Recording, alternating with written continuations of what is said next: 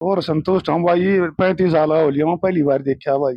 सैनी साहब सीएम बने हैं, उस टाइम से हमारे गांव में कामों की रफ्तार इतनी पकड़ी हुई है। दीपक ने वो करवाया है जो आज तक किसी सरपंच ने ना करवाया। अनुरोध करते हैं कि भाई एक सरकारी नर्सरी हमारे गांव में खोली जाए। नमस्कार। नमस्कार जी। आपका शुभ नाम जी? सचिन मलिक है जी। सचिन भाई, खरावड़ गांव में क्या क्या विकास कार्य हुए हैं और क्या नहीं हुए हैं? गांव खरावड़ में बहुत ज्यादा काम करवाए हैं। जैसे स्ट्रीट लाइट का जो 14 साल से काम नहीं हुआ था, पहली बार हमने देखा है कि स्ट्रीट लाइट जैसी हुई है। और साफ सफाई का बहुत ज्यादा ध्यान रख रहे हैं भाई साहब। मतलब एक ट्रैक्टर ट्रेली महीने के हिसाब से रख रखी है, जो पूरे गांव का कूड़ा उठा के और एक तरफ डाल रही है। और जो साफ सफाई हो रही है वो प्रधान जी के अंडर में ही हो रही है, पहले कभी नहीं हुई। नमस्कार जी। नमस्कार भाई। आपका शुभ नाम जी? मनोज। खरावड़ गांव में दीपक मलिक ने क्या क्या करवाया है? भाई दीपक ने वो करवाया है जो आज तक किसी सरपंच ने ना करवाया। और आप तो लगभग 32 साल के हो लिए, आप तक किसी सरपंच का देखा को ना। ऐसा क्या करवा दिया? सरपंच बनने तो पहला भाई सरकारी स्कूल, पहला जो लड़किया स्कूल था वो पुराना था, खंडर पड़ा था। इसी सुविधा थी को अच्छा टपकेर थी। वो भाई सरपंच ना बनया था तो खुद घूम कर अपनी मेहनत करके ने 2.5-3 करोड़ रुपया चंडीगढ़ तक पास करवा भाई।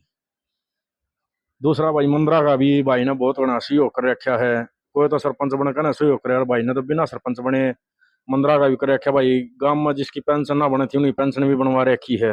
काम तो बहुत घने कर रखे भाई बिना सरपंच बने। और सरपंच बनकर तो भाई जो तो एक प्रत्यक्ष न प्रमाण में देने लग रहा काम में। चमका दिया गांव। बढ़िया चमका दिया भाई। नमस्कार जी। नमस्कार जी। आपका शुभ नाम जी? सत्यवान हो गया। खरावड़ गांव की सबसे बड़ी समस्या आज के दिन क्या है? पानी की निकासी।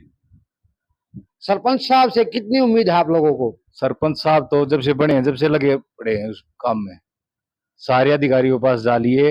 अब पता ना ऊपर से गवर्नमेंट की कब सुनवाई करेगी। पीने के पानी की, पानी निकासी की? पीने के पानी की भी है दूसरे नंबर पे। जगह है जहां से पानी निकल सके अभी? हाँ, नॉन वाली ड्रेन में पानी निकल जाएगा हमारे गांव का। तो लाइन दबनी चाहिए। लाइन दबनी चाहिए। तो इसमें है जी वो काम भी। प्रोसेस में। हाँ जी बिल्कुल, प्रधान जी ने बहुत कोशिशें कर रखी है और वो करवा के छोड़ेंगे इस काम को भी। आपका शुभ नाम जी? विवेक मलिक है जी। इस गांव के बारे में क्या कहना चाहोगे? सबसे बढ़िया काम सरपंच साहब ने इस गांव के लिए क्या करवाया है? भाई काम तो बहुत घने करवाए हैं। सौंदर्यकरण का भी पूरा ख्याल रख रहे हैं, साफ सफाई का भी, पानी का भी। जड़े ना पहुंचते उड़े टैंकर भी पहुंचाओ भाई घर घर। अपने निजी पैसे से? हाँ, निजी से ही, पंचायत के पैसे से ही भाई। प्रॉब्लम तो सोल्व ही कर रहा है अपनी तरफ तक है। बाकी गवर्नमेंट कोई प्रोसेस दे रखे हैं भाई, प्लानिंग जो बनाए इनकी वो ये दे रहे हैं भाई। क्या अभी संतुष्ट हो वर्तमान सरपंच से? और संतुष्ट हम भाई। 35 साल हो लिया, मैं पहली बार देखा भाई ईसा सरपंच से जो गांव के प्रति इतना सोच रहा है। अपने पास से ही पैसे लगा रहा है, पंचायत में जो पैसे वही लगा रहा है। आज ही कोई सरपंच ईसा ना जी ने अपने थोड़े पीछे लाए हो भाई। नमस्कार जी। नमस्कार जी। क्या नाम है जी? सुरेंद्र मलिक है जी। सुरेंद्र भाई, क्या बताना चाहोगे इस गांव में क्या क्या समस्याएं अभी हैं? समस्या सबसे पहले भाई पानी की है, डिग्गी की। जैसे कि नहर हमारे गांव में जब आती है तो पानी बहुत कम आता है। सरपंच साहब वहाँ मोटर लगवाते हैं, एक मोटर डिग्गी के पास लगवाते हैं, तब पानी तालाबों में पचवा जाता है। और सरपंच साहब ने तालाबों की सफाई करवाई थी ट्रैक्टरों से, गांव से चंदा इकट्ठा करके तालाबों की सफाई करवाई थी। बहुत गंदगी थी तालाबों में। अब जाके डिग्गी पे देख लो, बहुत ही अच्छा काम हो रहा है और बहुत ही सुंदर डिग्गी दिखाई दे रही है। बहुत बढ़िया सरपंच आपके बहुत बढ़िया नजदीक। सरपंच है जी। सबकी सुनते हैं, चाहे कोई छोटा हो चाहे कोई बड़ा हो। इसके पास आने के लिए किसी को सिफारिश की जरूरत नहीं है, ये सबके काम करते हैं छोटे। नमस्कार, मेरा गांव मेरी पहचान कार्यक्रम के तहत गांव गांव का दौरा कर रहे हैं। इसी कड़ी में आज हम पहुंचे खरावड़ गांव में। जो शख्सियत हमारे सामने बैठे हैं वो किसी परिचय के मोहताज नहीं है। हम आपको बता दें, गांव के सरपंच प्रतिनिधि दीपक मलिक जी हैं। युवाओं से बातचीत की, लोगों से बातचीत की। कई युवाओं ने तो ये बताया है कि सरपंच साहब ने ये काम करवा दिया जो आज तक हमने देखा नहीं है। बहुत से युवाओं ने ये भी बोला है कि मेरी उम्र 35 साल हो गई, 40 साल हो गई, आज तक ऐसा सरपंच हमने नहीं देखा। लोगों को उम्मीदें थी, उन उम्मीदों पर कितना खरा उतरे हैं। सरपंच साहब से भी बातचीत करेंगे, क्या इन्होंने काम करवाए हैं कि लोग इनका गुणगान कर रहे हैं। भाई साहब, सबसे पहले तो सभी दर्शकों को नमस्कार। ये अपने पंचायत का 2.5 साल कंप्लीट हो गया है। और व्यवस्था इसलिए है क्योंकि मेरा रोहतक में मकान है, 25 साल से रोहतक रह रहे हैं, लेकिन गांव ने इतना बड़ा आशीर्वाद और जो मौका दिया है, तकरीबन 2249 वोटों से हमारे को जिताया है। तो वो उनका प्यार देख के भाई हमने रोहतक वाला मकान छोड़ के ये अपना ताऊ जी का पुश्तैनी मकान है, इसके अंदर रह रहे हैं अपनी फैमिली के साथ, ताकि भाई गाँव को 24 घंटे उपलब्ध हो सके, कोई भी समस्या हो दिक्कत हो उनके लिए। लेकिन मलिक साहब, गांव में तो आप नजर नहीं आ रहे, क्या चंडीगढ़ ज्यादा रहते हो? भी काम की जो समस्याएं हैं उनका निपटान के लिए चंडीगढ़ रहते हो, ये कहाँ आवागमन रहता है आपका? किन समस्याओं को लेकर आप बाहर भीतर रहते हो? सर अपने गांव में है ना समस्याएं काफी हैं। जिस तरह सरपंच बने थे सबसे पहले स्टार्टिंग में जो अपने गांव का रेलवे रोड है, उसके अंदर तकरीबन 200 से 300 मीटर में पानी खड़ा ही रहता था हमेशा। तो जो हमारे गांव गवांड के आते हैं या फिर जो ट्रेन के यात्री हैं वो बहुत परेशान से, वहाँ पे हमारे गांव की जो कलश यात्रा निकलती है वो भी कीचड़ में से, कोई एक्सपायर होता था वो भी कीचड़ में से। तो हाँ बहुत बड़ी समस्या थी पिछले कई सालों से थी। उसके लिए हमने लोगों को समझाया बताया, कुछ माने कुछ नहीं माने, तो उसके लिए हमने भाई सरकार के थ्रू प्रशासन का सहारा लेना पड़ा और उस समस्या को हमने मिटा दिया। उससे भाई गाँव में एक खुशी की लहर थी, भाई सरपंच ने बनते ही सबसे पहला काम ये किया। मतलब सबसे बड़ी समस्या और लंबी समय से हाँ लंबे समय से चल रही थी क्योंकि नाले और फ्लो हो गया, पानी रोड पे खड़ा हो जाता था। उसके लिए हम PWD के अधिकारी है कर्मचारी उनसे भी सहयोग लिया, तो सबने बहुत अच्छा सहयोग किया अधिकारी। 2.5 साल का आपका कार्यकाल पूरा हो चुका है। इस 2.5 साल में विकास कार्यों की बात करें तो अभी तक आपने गांव में क्या विकास कार्य करवाए हैं, एक बार हमें दर्शकों को बताओ।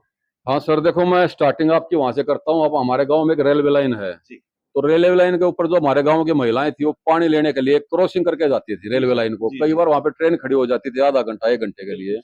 तो हमने भाई अपने कारोर गांव में है अपने, इसमें रेलवे के बड़े अधिकारी भी रिटायर्ड हैं, उन्होंने भी काफी मदद की है। तो हमने फ्लाईओवर पास करवा दिया वहां से, और अब वो फ्लाईओवर लगभग बनने को तैयार है।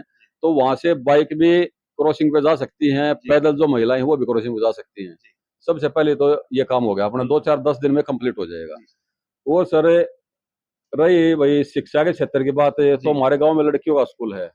लड़कियों के स्कूल में हमने पूरे गांव से पन्ने वाइज चंदा इकट्ठा किया 12.5 लाख रुपए।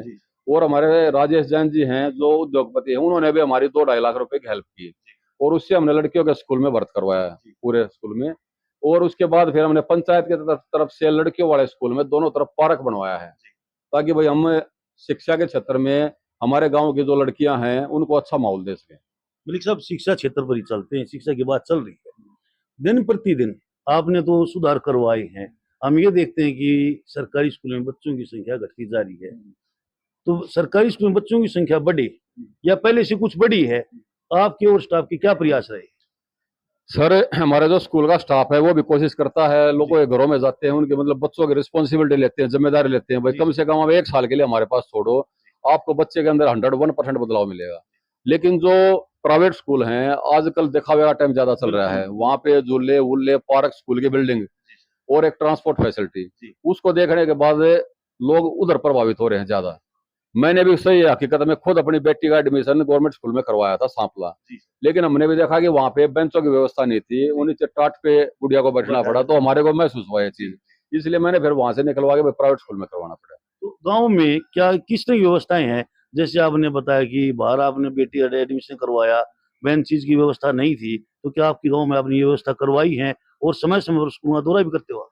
सर मैं स्कूल का दौरा भी करता हूँ, टीचरों के कांटेक्ट में भी रहता हूँ। जो लड़कियों वाला स्कूल है वहाँ पे हमने अपने उद्योगपति राजेश जैन को इनवाइट किया था, उन्होंने हमारे लड़कियों वाले स्कूल में 131 बेंच नए बनवाए हैं।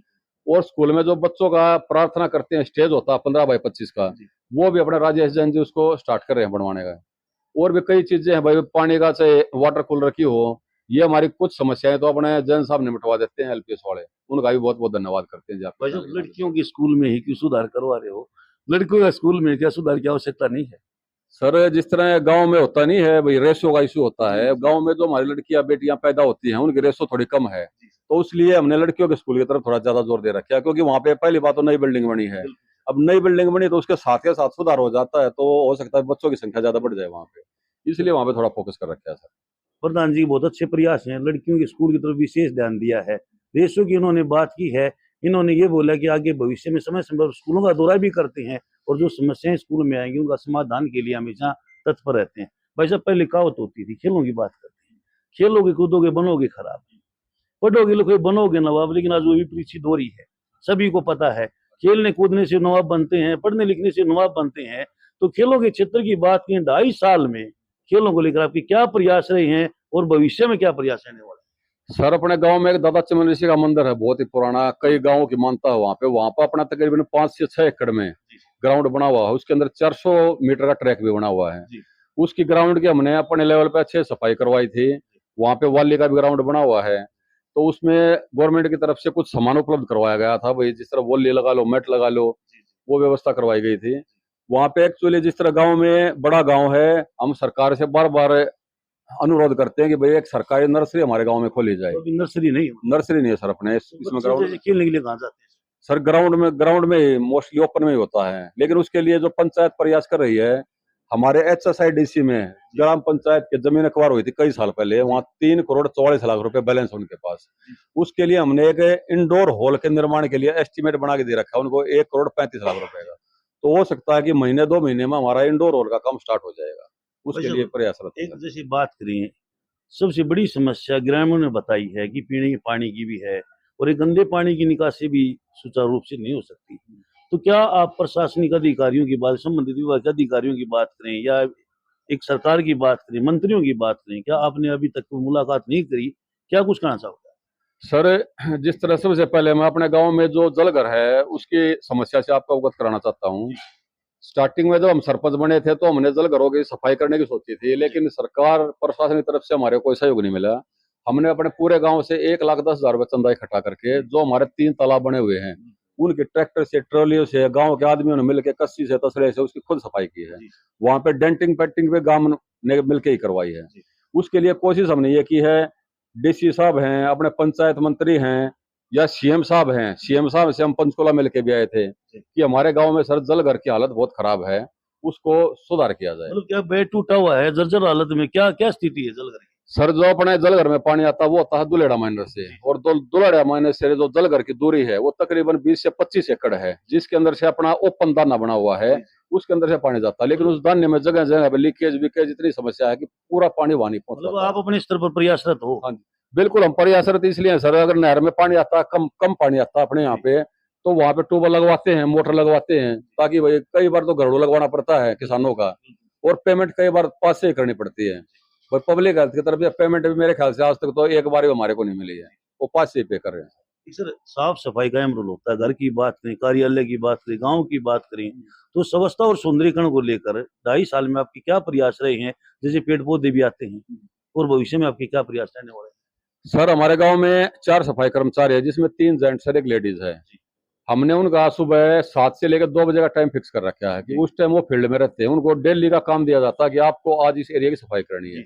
लेकिन गांव बड़ा होने की वजह से भाई उनके काबू में काम नहीं आ रहा था, तो हमने सरकार के सहयोग से गांव में एक ट्रैक्टर ट्रैली स्टार्ट कर रखी है, जो सुबह डोर टू डोर कूड़ा लेके आते हैं। प्रत्येक घर से? हाँ, मोस्टली घर से। कुछ गलियां ऐसी हैं जो जिसके नहीं जा अंदर ट्रैक्टर नहीं जा सकता, वहां कोने पे रोक देते हैं 5 मिनट। मोस्टली पूरे गांव का कूड़ा उठा के हम अपने जलघर के पीछे एक खड्डा बना रखा है, उसके अंदर डालते हैं। तो मतलब प्रतिदिन ये ट्रैक्टर पहुंच जाता है डोर टू डोर? हाँ सर, जिस तरह अपना गांव का 7 से 8 पन्ने, अपने गांव में 4 पन्ने एक दिन कवर होते हैं, 4 पन्ने अगले दिन, मतलब ये एक दिन छोड़ के एक दिन डोर पहुंच जाता है सर ये। सर एक भाईचारे का अहम रोल होता है, तो गांव का जो भाईचारे की बात करते हैं, किस तरह का भाईचारा है? छोटे मोटे वाद विवाद भी हो जाते हैं, तो उनके बारे में आप क्या कुछ कहना चाहोगे? अपने स्तर पर निपटाते हो, क्या कुछ कहना चाहोगे? सर भाईचारा अपने गांव का बहुत बढ़िया है, लेकिन कई बार कुछ डिस्प्यूट ऐसे हो जाते हैं जो हमारे से नहीं सुलझ पाते, तो उनको भाई पुलिस प्रशासन का सहयोग लेकर सुलझाना पड़ता है। बाकी भाईचारा अपने गांव का ठीक। नशे के खिलाफ क्या आपने कोई ऐसा अभियान या युवाओं को जागरूक किया है? और भविष्य में आपके क्या प्रयास रहेंगे कि आपके गांव की युवा, बल्कि मैं क्षेत्र की बात करूंगा क्योंकि आप बाहर भी घूमते रहते हो, तो क्या संदेश देना चाहोगे कि, और क्या अभी तक आपके प्रयास रहे कि युवा नशे से जागरूक? सर हमारे गांव के जो युवा हैं उनको हम खेल के प्रति जागरूक करते रहते हैं। उनको ये बोलते हैं भाई आप कोई भी गेम ज्वाइन करो, आपको जो भी सामान की रिक्वायरमेंट होगी वो पंचायत के द्वारा आपको उपलब्ध करवाई जाएगी। और नशे के प्रति अपना नारकोटिक्स डिपार्टमेंट है रोहतक में, उन्होंने भी जागरूकता अभियान चलाया था। हमने भी गांव में जगह जगह पे टोलियां बना के लोगों को समझाया था, जागरूक किया था भाई आप नशे पते से दूर रहें। और उससे अलग जो अपने गांव में शराब के ठेके खुले हुए हैं, 3 शराब के ठेके खुले हुए हैं अपने गांव में।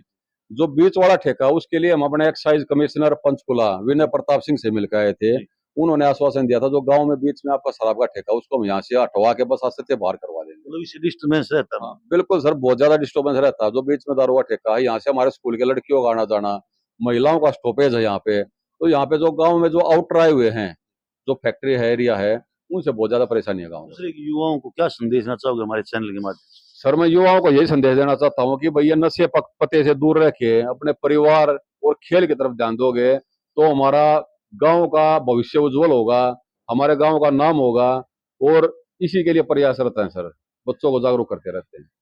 सरपंच साहब ने बहुत बड़ी अपील की युवाओं से, कम शब्दों में बहुत बड़ी बात बोल दी। युवाओं के खिलाफ ये बोला है कि शराब नशे के खिलाफ है, इनका बहुत बड़ा अभियान रहा है, जागरूक भी करते रहते हैं। युवाओं से अपील भी की है कि नशे पते से दूर रहें।